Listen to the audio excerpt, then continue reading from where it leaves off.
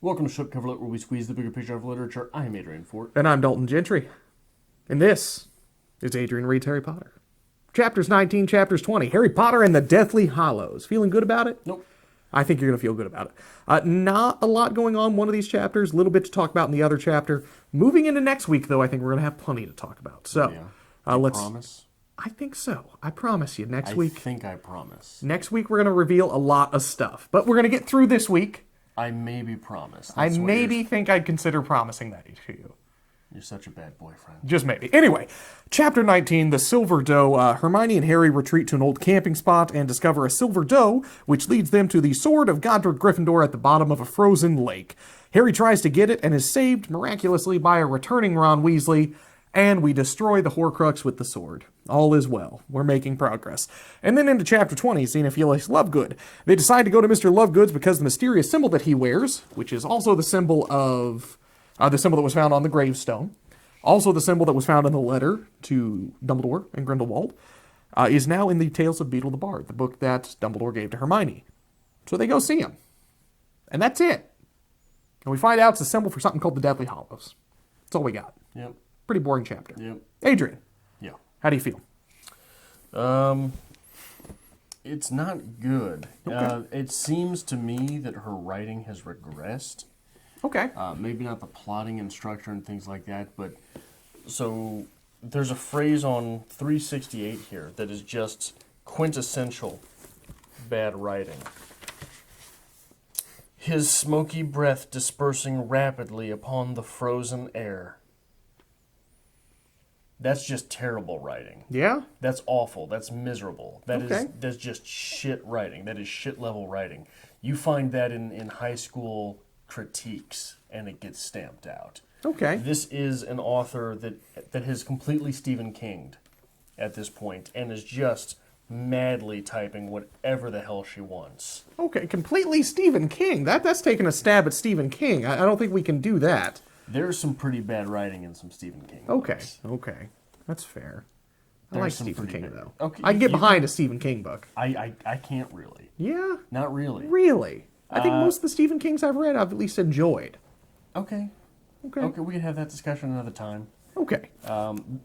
For the moment being, this is bad. Fair. This is just terrible writing. In addition to the scene that we are painting itself, because that is the scene where the sword has appeared and, it's in the bottom of the frozen lake.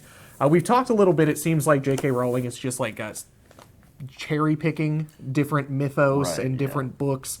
We saw a lot of similarities of Lord of the Rings here. Yeah. Now we're starting to look into, I'd argue, Arthurian legend. Sure. Because let's be honest, we got the sword at the bottom of a magical frozen lake. Really? You got Really? magical creatures. Magical creatures. It seems at this point, I would agree with you. She seemed turned off to this. She's just trying to get the words out. And she's like, well, this sounds good. This will work. It's a little stereotypical, but whatever. They're not going to notice. They're already 7 books in. Yeah, and this is the first book that really feels that way. Am I wrong? Like, the other books have elements, but they don't feel like they are...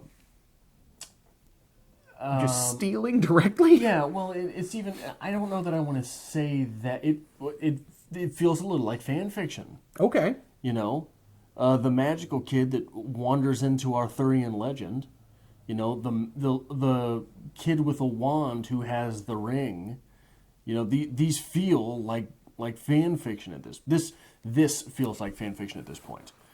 I would agree with you at that. It seems like most of the things that have come from the previous books, and when you're writing fantasy literature, there are tropes that you'll fall into. That's normal. That's acceptable. But they were just tropes. You're like, okay, I see this as fantasy. Right. Yeah. At she this threw point, in the rape machines in book 4. the centaurs. Yeah. Okay. Yeah. But at this And point, it felt like just a fantastical element that was thrown into the book, right? The giant spiders in the first book, a fantastical element thrown into the book. It didn't feel like it was fan fiction. okay. I would agree with you, though, at this point, especially with that, with the idea of the Horcrux and the adventure for finding the Horcrux to destroy all evil. It seems like it's not just tropes of fantasy literature. It seems like it's almost word for word other novels and other pieces of literature. Especially because we're stopping at the one so far. Like, they've just got this one. And we are halfway through this book at this point. Yeah. And they've got the one, and they just destroyed the first one. And have no idea where another one might be. No idea where to go. So, So I think we're going to feel a little rush towards the end. Like, we're just going to start slinging stuff. Be like, oh, here's one, destroy it. Well, that's kind of how all the books have been. Okay. So, a good build-up, and then starting to just, just chaos at the end. Right. Okay. So is the doe Diddledor's spirit animal? Well, see, that was one of the questions I wanted to run by you. What do you think the doe is, or who do you think summoned the doe? I think it's Diddledor's spirit animal. Okay. Have we seen his spirit animal yet? His Patronus, specifically? Oh, right, Patronus. I don't believe so. Not that I can think of. Now, it would be argued that most likely Dumbledore's Patronus would be a phoenix. He seems to have this unnatural bond with Fawkes the Phoenix. So that would be the assumption. The doe, however, seems to be more Harry Potter's lineage. So your spirit animal has to do so since his stag, he would have a special connection with horses or whatever? Not necessarily, but it would be assumed that since Dumbledore has this connection with Fawkes, that perhaps his Patronus would be the Phoenix. I never picked up on that. Oh, fair. But the doe seems, again, more Harry Potter's lineage, because, Harry Potter summons the stag, and I do believe that's even mentioned that was his father's Patronus at one point in time. Right. So the doe seems very interesting. It seems to be more a connection to Harry rather than Dumbledore, in my opinion. However, a valid argument, it could be Dumbledore's spirit. We are definitely not putting Dumbledore to rest. He's reoccurring in almost every single chapter we have now. And there's a chapter later in the book that I've mentioned before. It's just going to be, we're going to have a single video on just that chapter, of just Adrian raging at that chapter. Because it makes it rids the rest of Harry Potterdom of worth, right? It's interesting. It's very interesting. Don't give me the hipster nod. A lot of the things we've discussed are going to come into play, and it just doesn't fucking fit. It doesn't make sense. Are my eyes going crazy right now? Yeah, you're doing the eyebrow thing again. Excuse me. It's bizarre, man. And it seems very out of place. It seems very out of world for the Harry Potter universe. And it just doesn't make goddamn sense. So it breaks the rules of a non-rule bound magic? Yeah. Awesome. So it is something so egregious that even though the entire series of Harry Potter is made up of J.K. Rowling making this shit up on the fly, it is so egregious that those willing to accept basically anything J.K. Rowling has to tell them just have to shake their head and say, well, this I didn't see this coming. To be completely honest with you, it is not till the very end. The second to last chapter. At the very end of the last book, she's just like, you know what? Haymaker. Let's just fuck this whole series. Don't you realize that since the third chapter of this book, you've been telling me, it was the third video for this book, you went, wait a minute, there's something that just doesn't make sense here. No, that's actually not even correlated with that. A completely different scenario. The ending of this book just goes so batshit. Granted, there's supposed to be chaos. Obviously, this impending war is coming. We're going to have the showdown between good and evil. That's what we're pushing for.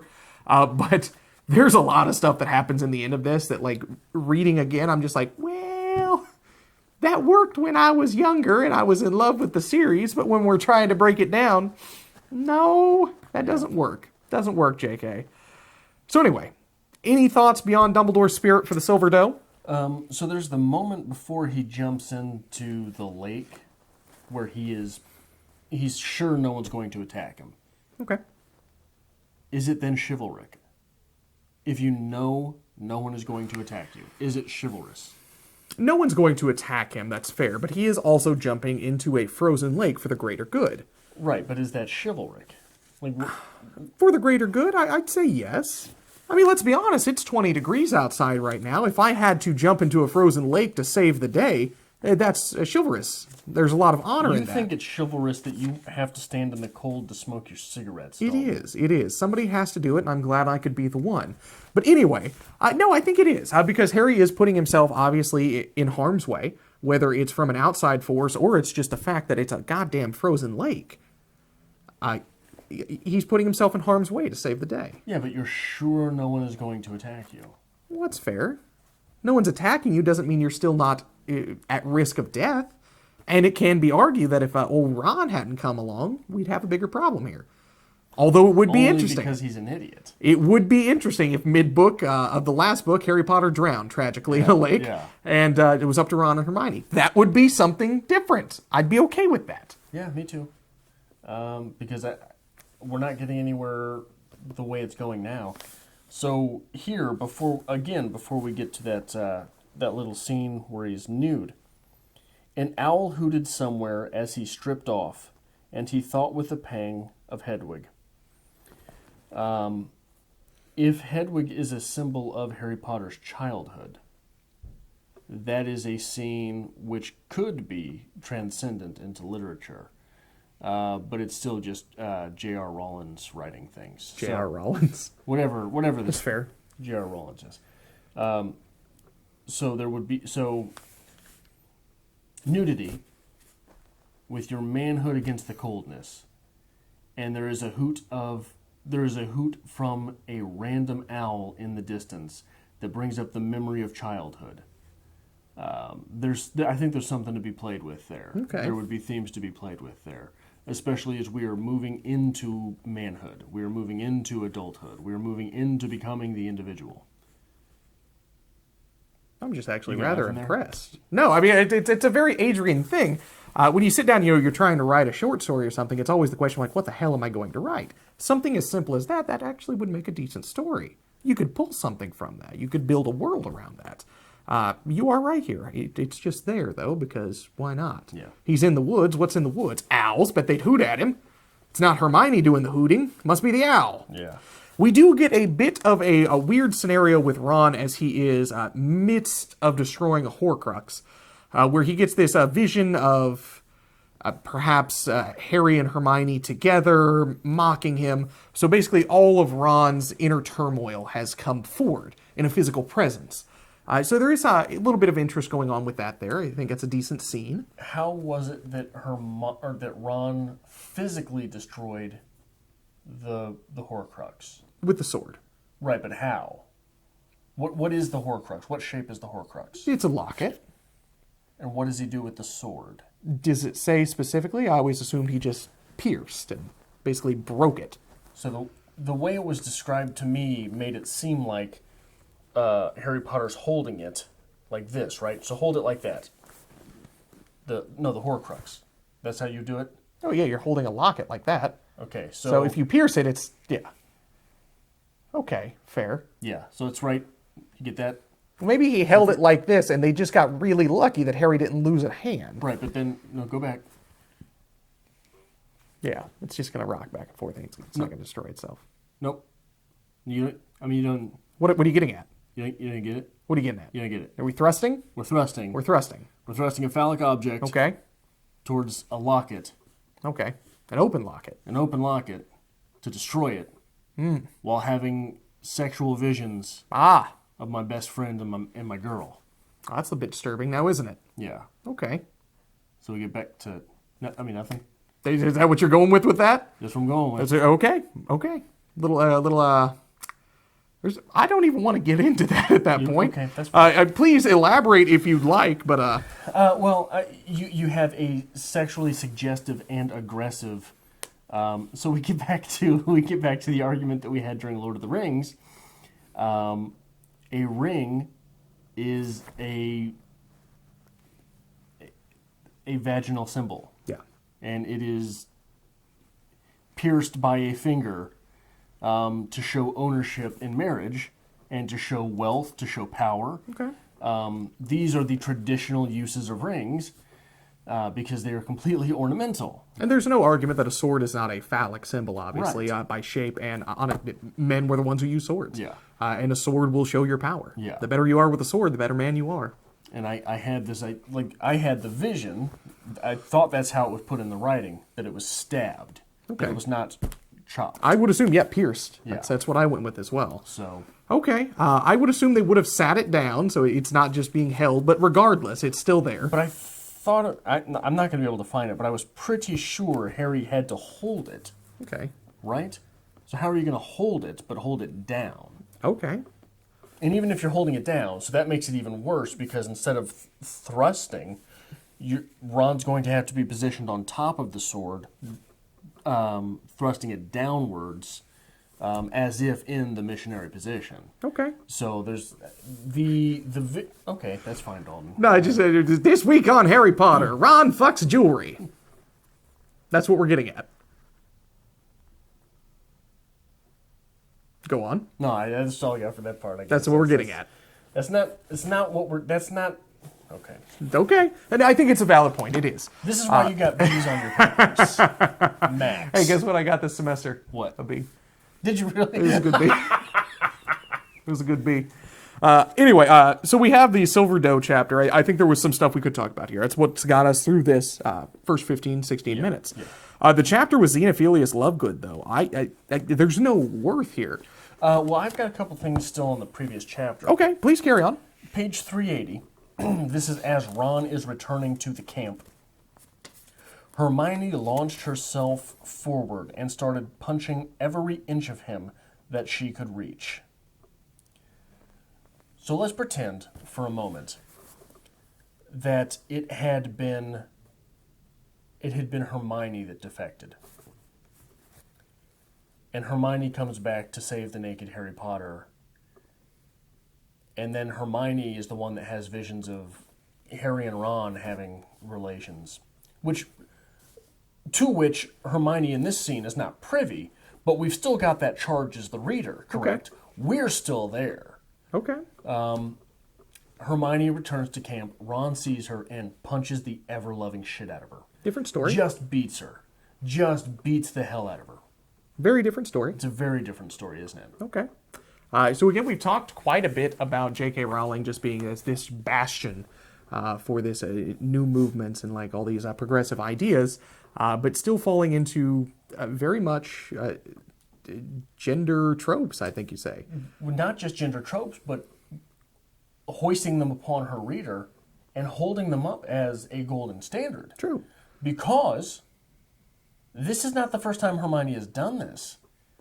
Even here, we get Ron has flashbacks to when she disfigured him with birds. And in addition to that, at this point, the way this is being presented in the writing, this is basically J.K. Rowling saying, well, it's okay if you're upset.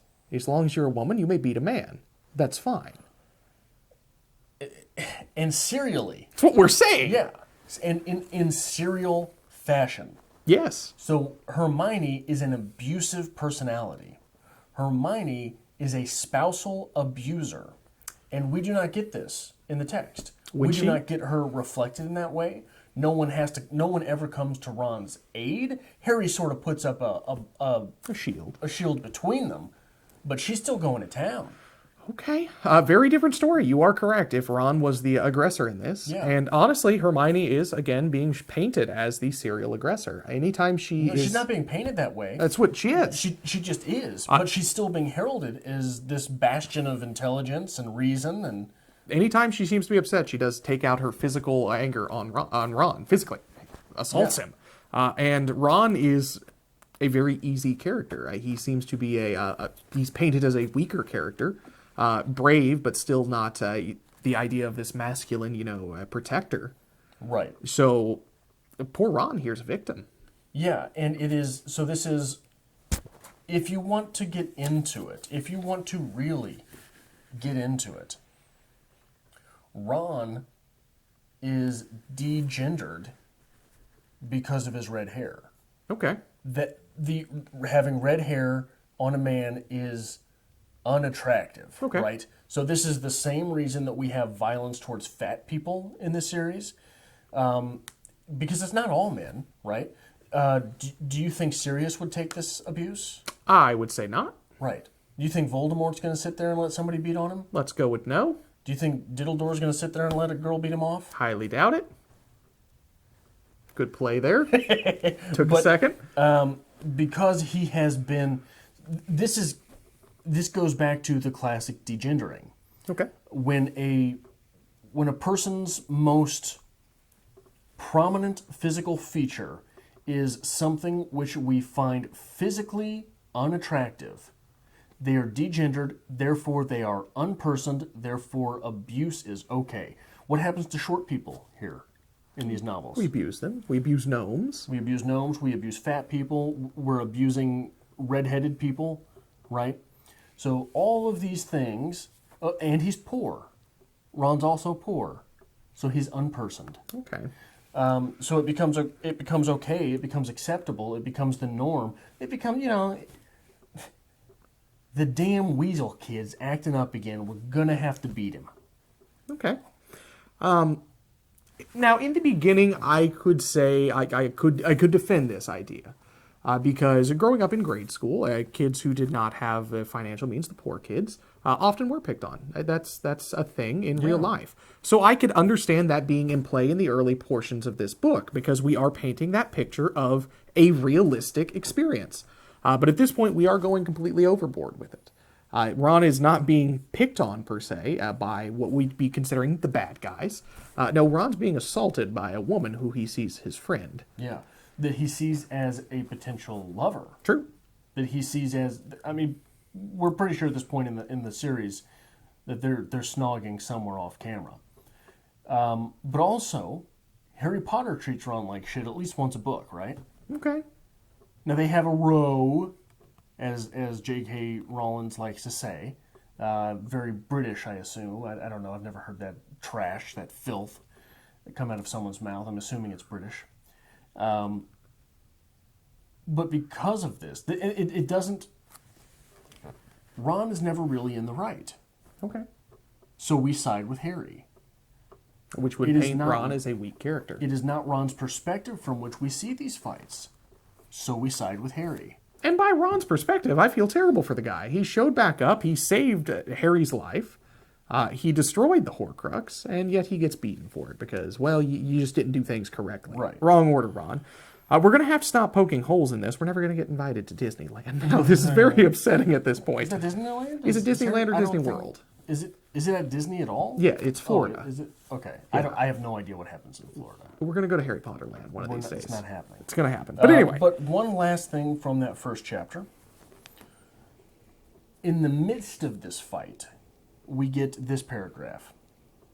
Well, in the midst of this beating, of this assault, this domestic violence, this domestic abuse, we get this. Her voice, in reference obviously to Hermione, her voice was now so shrill, only bats would be able to hear it soon. But she had reached a level of indignation that rendered her temporarily speechless, and Ron seized the opportunity. If I, seven books? Is this 7? This is 7. 7 books into a series, undermined the strongest female character in my entire series by saying her voice was so shrill and she was acting so hysterically, would I get away with it? No. Why? Because that's inappropriate, Adrian. Why? Because this is your strong female character that you're breaking down at this point in time. Because I'm a male. Terrible stereotypes. That I'm not going to get away with it. Okay. Her voice was so shrill, only bats would be able to hear it. I understand this is a bit of a dated text. Well, yeah. How old is this text if we... 20 years? Oh, no. 2007. Oh, this is from 2000. I thought it was 2003. So this is 11 years old. Yeah. Yeah. Good luck with that one on Twitter, JK. Okay. Good luck with that one. We should start a Twitter account of just call it Things JK Said. Yeah. And then just take direct quotes from Harry Potter and just like sling them out there. Yeah. Interesting. We should pick tweets from JK to retweet. We'll retweet a J.K. Rowling tweet with the phrase, her voice was so shrill only bats would be able to hear it. Damn. Yeah. Cold-blooded. Yeah, we'll do it that way. Okay. So, a few other things that we mentioned throughout these chapters here that I think are worth bringing up. We now have basically a gang, a bit of a mob situation with people going around rounding up the Muggles and the non-pure, the Snatchers. So we have some throwback there, obviously, to World War II era. Again, solidifying that point that we've been making throughout this entire series. We also bring in a little bit of a fantasy trope of a name having power. Now, throughout the entirety of the series, Voldemort's name has had power. People don't use it. They're afraid to. But somehow at this point, Voldemort has imbued his name with magical abilities. so he can track people who are actually speaking his name. That's how Harry and Hermione were found. So we get back to this idea, this magical idea that a name does have power. So there's some good being worked with there amongst the bad. I think it was just at least worth bringing up and mentioning. I thought it was an interesting twist. Okay. For sure. Good. So you got to take with the good with the bad, although there is a lot of bad in this. And speaking of bad, now with 2 minutes left to go in this video, Chapter 20, Xenophilius Lovegood. That chapter is absolutely terrible. It's not the confusing chapter with the multi-moodies. It's... Right, or the multi-Harrys. Or the one from this book also with the snake scene. The snake scene. Nagini. This scene is just terrible because they're literally just sitting around. They're like, we should go see Xenophilius Lovegood. So they apparate right there and go see Xenophilius Lovegood. And that's it. And he's not even really all that apprehensive about it. No, he's a little apprehensive, but he's like, standing on his doorstep, for Christ's sake. It's Harry Potter. Come on inside. It'll be okay. But we do get this idea that there is something beyond this symbol and something to these deathly hollows. These are going to be a pivotal thing here because this symbol is reoccurring throughout the entirety of this book. And now we are starting to crack that mystery, trying to figure out what exactly that is. So that is what we're going to get into next week. That's the big part of this book that's basically going to set the pace for the rest of the novel. For the last half of the novel? For the last half of the novel. It only took 400 pages to get here. It's okay. Yeah, for the last 14th of this series. 14th? That's an underestimate. You think? Probably. Half of a book? We should do the math. I think it's probably an overestimate because the first book is only like 250, 300 pages, right? Fair. But no, that's literally it. They just show up and they're like, hey, we have questions about that thing you wear around your neck, and we keep seeing it everywhere, and we're just going to show up on your doorstep and ask you because that's convenient. Yeah, and we couldn't do this before. No, we couldn't do this before. It wouldn't have made sense. There's literally no effort to it whatsoever. Like, we should go ask him a question. I bet he's the guy who has the answers. Done. Yeah. Magic.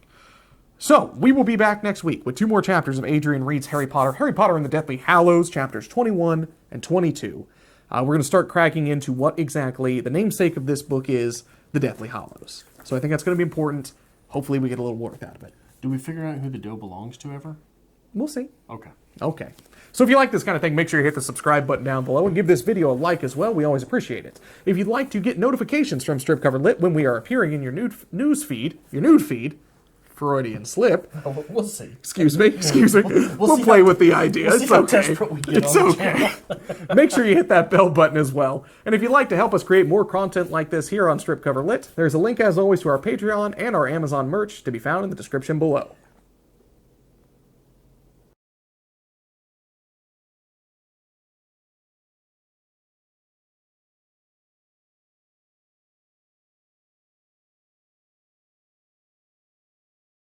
We've got a patent nude feed.